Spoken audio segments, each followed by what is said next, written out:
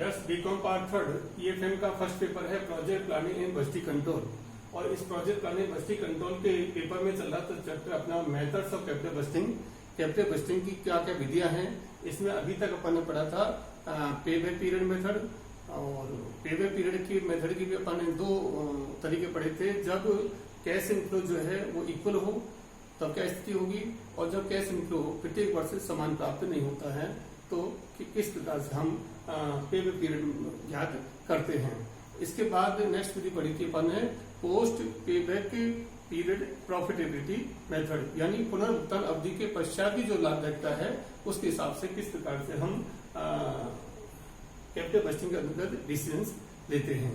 आज हम पढ़ेंगे बेल आउट पे back period method. Bail out पुनर्भुगतान अवधि विधि, यानी कि जो पे बैक पीरियड मेथड था जिसमें कि हम पुनर्भुगतान की अवधि जो ज्ञात करते थे उसमें साल्वेज वैल्यू का ध्यान नहीं रखा जाता था। साल्वेज वैल्यू जो है निस्तारण मूल्य, यानी कि निस्तारण मूल्य किसी कंपनी की जो प्रोजेक्ट है या उसकी जो मशीन है उसकी जो लागत आती है उस लागत में प्रत्येक साल डेप्रिसिएशन लगाया जाता है और साल के अंत में उस मशीन की कितना मूल्य बचता है उसको अपन साल्वेज वैल्यू कहते हैं। तो पेबैक की पीरियड मेथड में क्या था कि इस साल्वेज वैल्यू को ध्यान नहीं रखा जाता था। तो बेल आउट विधि जो है ये बेल आउट पेबैक पीरियड विधि, इसमें हम साल्वेज वैल्यू का भी ध्यान रखते हैं। तो अब इस विधि के अनुसार हम बेल आउट पुनर्भुगतान की अवधि कैसे ज्ञात करें, उसके लिए मैंने यहाँ पर कुछ स्टेप्स लिए हैं। उन स्टेप्स को यदि हम 1 बाय 1 फॉलो करेंगे तो आप बहुत अच्छी तरह से किसी भी प्रोजेक्ट की किसी भी मशीन की आप बेल आउट पुनर्भुगतान की अवधि ज्ञात कर सकते हैं।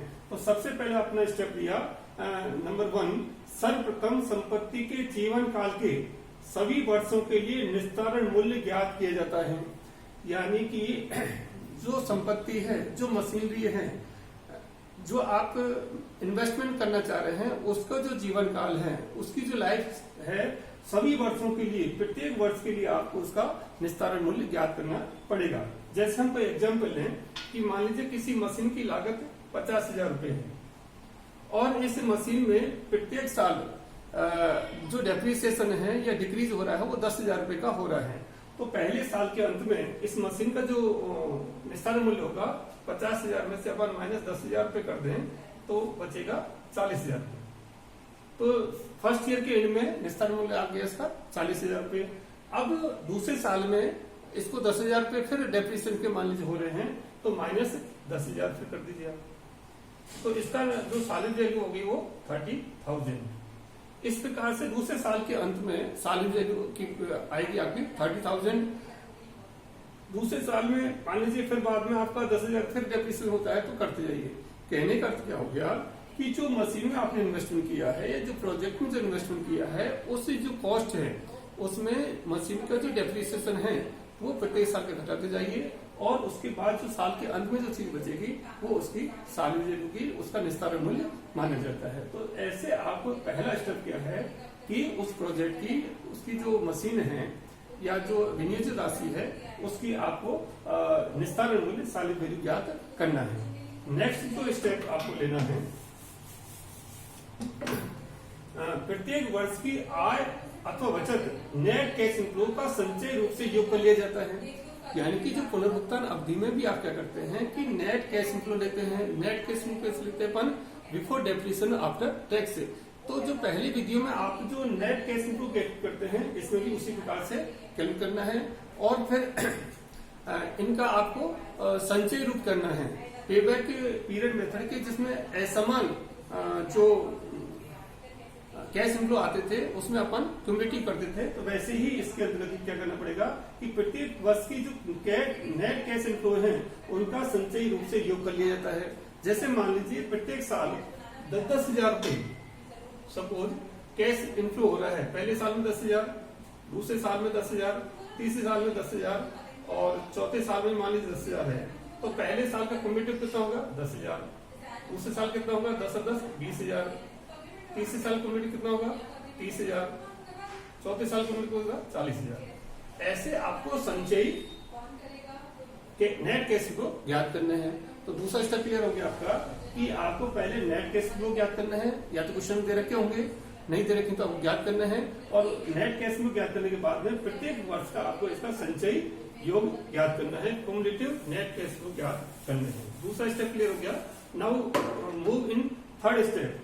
प्रत्येक वर्ष के संचय योग में उस वर्ष के संपत्ति के निस्तारण मूल्य साल वैल्यू को जोड़ देते हैं। मान लीजिए पहले वर्ष का आपका जो नेट कैश इनफ्लो का जो संचय योग है वो 10,000 रुपए है, तो इसमें प्लस क्या करेंगे अपन साल वैल्यू 40,000 है, तो ये हो गया आपका 50,000। सपोज करिए दूसरे साल का जो संचयी नेट कैश इनफ्लो है वो 20,000 रुपए का है, प्लस अब आपका क्या हुआ कि साल वैल्यू जो है 10,000 रुपए कम हो रही है, तो इसकी होगी 30,000 रुपए, तो इसका आ गया 50,000। ऐसे आप जोड़ते चले जाएंगे, यानी कि जो संचयी आपने योग ज्ञात किया था उस संचयी योग में उसी वर्ष का जो साल वैल्यू का मूल्य है वो आपको ऐड करना है। नाउ थर्ड स्टेप क्या होगा, थर्ड तो क्या आपका, फोर्थ स्टेप क्या होगा, जिस अवधि में संचयी बचत और निस्तारण मूल्य की राशि विनियोग की लागत के बराबर हो जाती है, यानी कि उस प्रोजेक्ट की जो कॉस्ट है उसके बराबर संचयी बचत और निस्तारण मूल्य दोनों की जो योग किया था अपन ने लास्ट कॉलम में, वो यदि बराबर हो जाती है तो वही अवधि क्या होगी आपकी, बेल आउट पुनर्भुगतान अवधि होगी। Bail out payback period method के अंतर्गत वो अवधि ज्ञात की जाएगी, और वही उसी आधार पर आप जो है प्रोजेक्ट का स्वीकार करना है ऐसे करना है डिसीजन लेते हैं। तो यहाँ पर मैं एक एग्जाम्पल ले रहा हूँ, उस एग्जाम्पल के हिसाब से आपका ये जो पुनर्भुगतान की अवधि, बेल आउट पुनर्भुगतान अवधि कैसे ज्ञात करते हैं वो अपन क्लियर करेंगे। सपोज करिए कॉस्ट ऑफ प्रोजेक्ट 60,000 है, यानी उस मशीन की लागत 60,000 रुपए है, उसकी जो लाइफ है वो मानते हैं 10 ईयर्स की है। एनुअल नेट कैश इनफ्लो देते हैं 10,000 प्रत्येक साल, यानी कि 10,000 रुपए हर साल नेट कैश फ्लो इस मशीन से प्राप्त होगा। Salvage value at the end of first year is 40,000, पहले साल के अंत में दे रखी है 40,000 रुपए साल वैल्यू। फिर क्या देख रहा है, annual decrease in the cost of project from second year in और वार्स ₹5,000, यानी कि जो डिक्रीज होगी उसकी एनुअल जो डिक्रीज है प्रोजेक्ट की मशीन की लागत में वो 5,000 रुपए हर साल होगा। दूसरे साल के अंत में 5,000, तीसरे साल के अंत में 5,000, चौथे साल के अंत में, यानी कि प्रत्येक साल बाद में 5,000 रुपए प्रत्येक साल डिक्रीज किया जाएगा।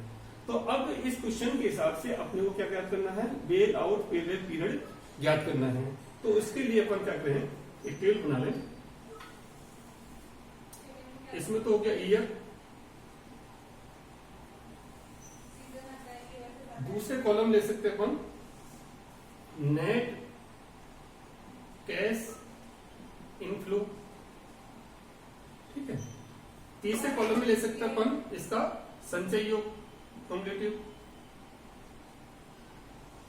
चौथे कॉलम में ले सकते हैं अपन सालेज वैल्यू, और लास्ट कॉलम में जाता है अपन 1, 2, 3, 4, और ये आ जाएगा 3 + 4 का टोटल आ जाएगा 500 कॉलम, ठीक है। संचयी मूल्य और सालेज वैल्यू का जो टोटल आएगा इसमें, इसके अंदर इसमें क्वेश्चन फर्स्ट ईयर है, नेट कैश फ्लो कितना दे रखा है आपको, प्रत्येक साल 10,000 रुपए का है। पहले साल में 10,000,